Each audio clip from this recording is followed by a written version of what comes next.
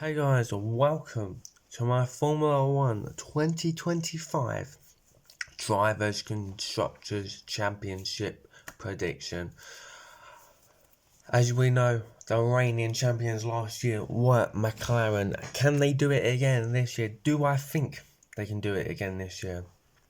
Only time will tell. But let's move into the first team, where I think will finish last. And that is Kick Sauber. I think they were last year. I think that's going to stay the same this year. They look to be the slowest car on the pre-season testing. Obviously, coming into Melbourne today, obviously things could have changed. But for me, they have the slowest car. The drivers, obviously I don't want to get too much in because I have done a driver's prediction, but I think the pairing that they've got isn't going to help too much. And that is why, for me, Kick Sauber will finish rock bottom of the championship. Moving into ninth, I've got Red Bull Juniors, the RB team, RB Visa. I like the drivers, Yuki Tsunoda. They got a new rookie in Isaac Hadjar. Obviously, this year is Yuki's to perform, but as a team, I don't think they're going to do well. They were 8th last year. I'm predicting a one place drop down. I think they will score points. I think they can at least get 30 points or so. But I don't think it's going to be enough. Because I think the teams from last year have kind of improved. Moving into 8th is Haas. Finally, Haas are not predicted to be the worst team on the grid. They did very well last year, finishing in 7th. Every year people take the mick, Haas is the shittest car, their slowest car, their drivers are shit. But they performed well last year. And I don't see why they can't do it this year. Okay, the drivers have changed. Both drivers have changed.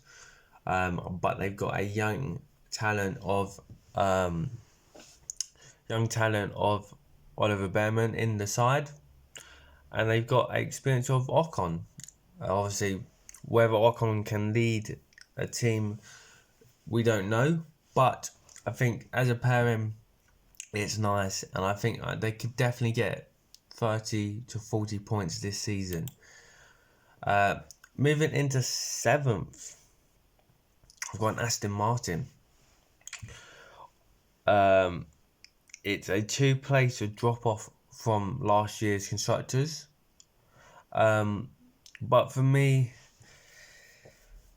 it comes down to the pairing. They've got a great driver in Fernando Alonso, a former world champion, a man that can overachieve in a car that doesn't perform. But then everyone's got fucking Lance Stroll, mate. He's fucking awful. And that is going to be the downfall of Aston Martin.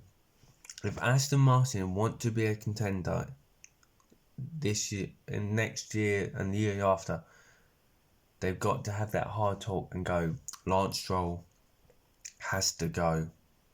Because he is so bad.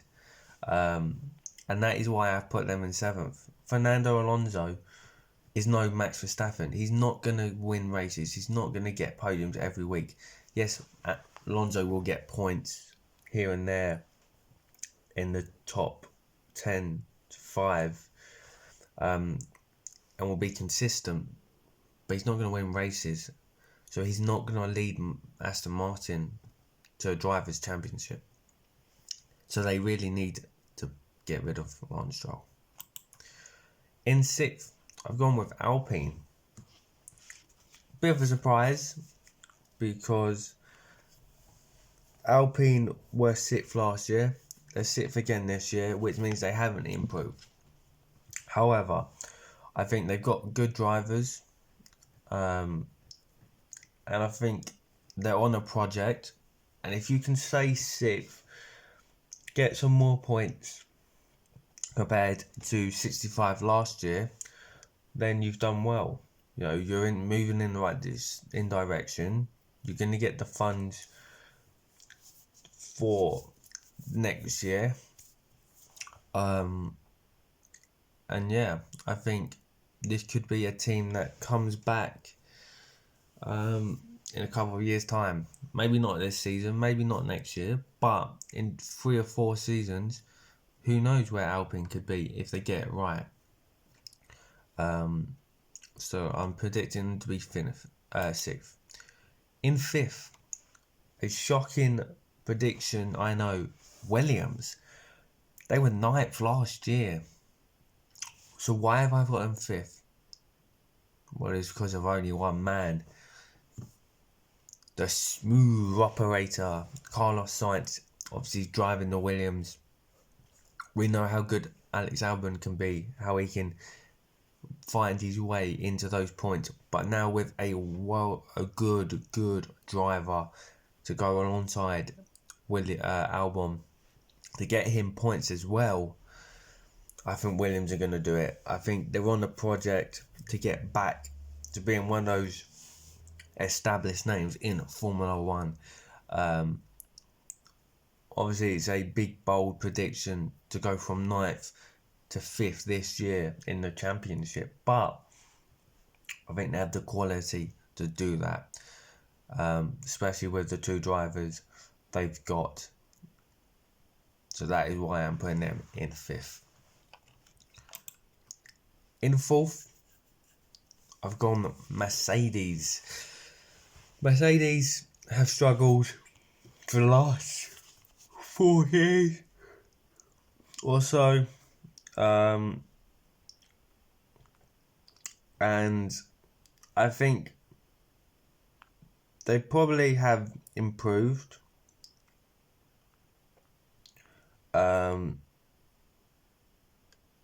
But they're running a rookie driver this year in Kimi Antonelli. Do I think George Russell is that number 1 driver? Obviously, by team, he has to be the number 1 driver. But does he have the quality of a number 1 driver? He is going to be no Lewis Hamilton. He is no Max Verstappen. That can call the shots, can lead from the front. There is still mistakes to his driving game. We saw it last year, obviously with Max and stuff. I think they've got a car that has been better. This car is better than what they've produced in the last 3 years. So it is not too far of realms to say that they're not going to be in the Constructors' Championship. But when you're sending out one rookie that's never driven in Formula 1 against people who've got experience, have got race wins, drives, laps under their belt, it's very hard to go against that. And as much as George Russell is a decent driver, he's not going to be on his own. He cannot get Mercedes a championship. We saw it last year with Max when Checo wasn't performing. Max was winning races, podiums every week, but that's not enough.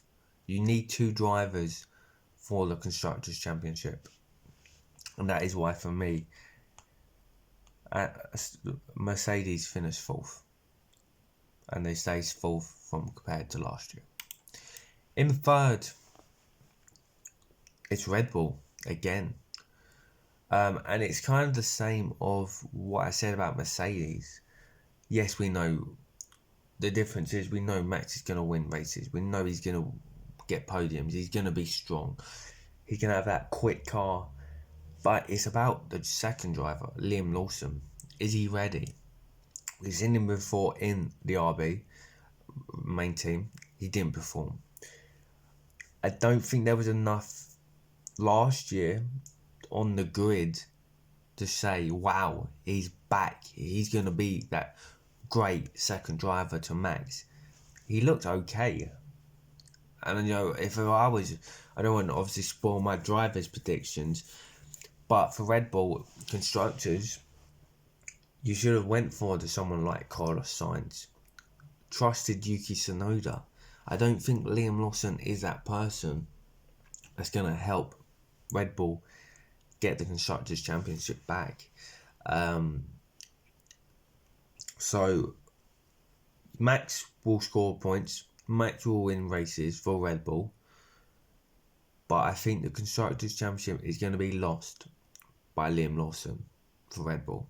The same way it's going to be lost by Kimi Antonelli for Mercedes. Which means there's only 2 teams left.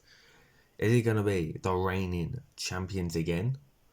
Or is it going to be the red Ferraris led by Charles Leclerc and Lewis Hamilton? Well, in second, it's the red Ferraris. I think Ferrari and McLaren, by far, what I've seen from pre-season, have been the quickest cars. But I think McLaren just edge it. Obviously, my big worry is Ferrari's strategies. Not how good their drivers are. Nothing to do with that. It's the way they call their strategies. We've seen it 2 seasons ago when Charles Leclerc was going against Max Verstappen. They made mistakes. They called him in early. They called him in late. They sent him on the wrong tyres. It all happens. Now this year, Lewis Hamilton is going to have to deal with that. Yes, Hamilton had a shit car with Mercedes. But 9 out of 10s, Hamilton got to call when his strategy was, and they did it very well. This year he's coming to a team that calls the strategies that 99% can be questioned.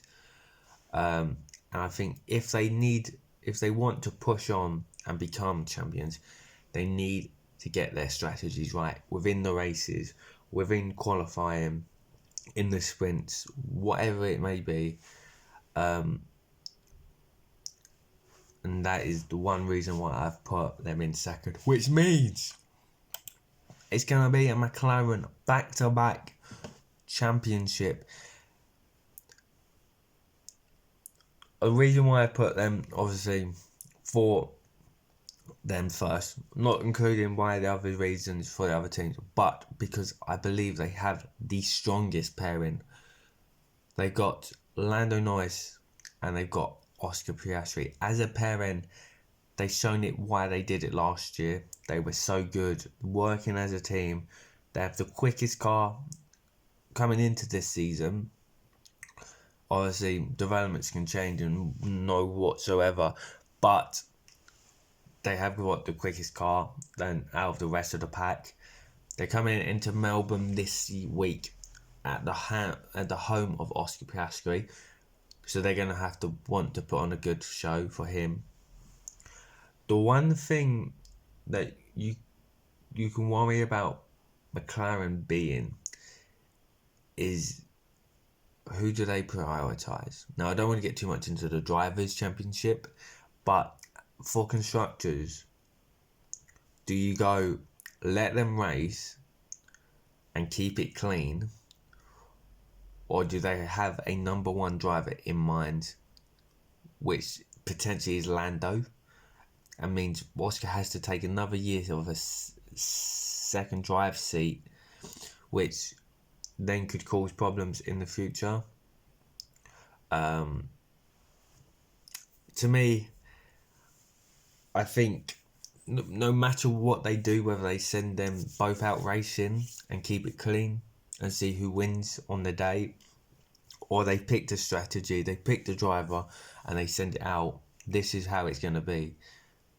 No matter what they do, I think with the quickest car, with the best two drivers, pairings, with Lando Norris looking to take the fight to the Drivers' Championship, especially to Max, stopping him winning it again, I think McLaren pick the World Championship, the World Constructors Drivers.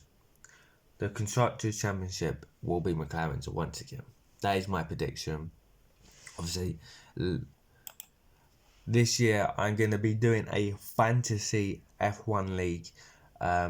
So that is the code to join the fantasy F1 league. It will be in the description.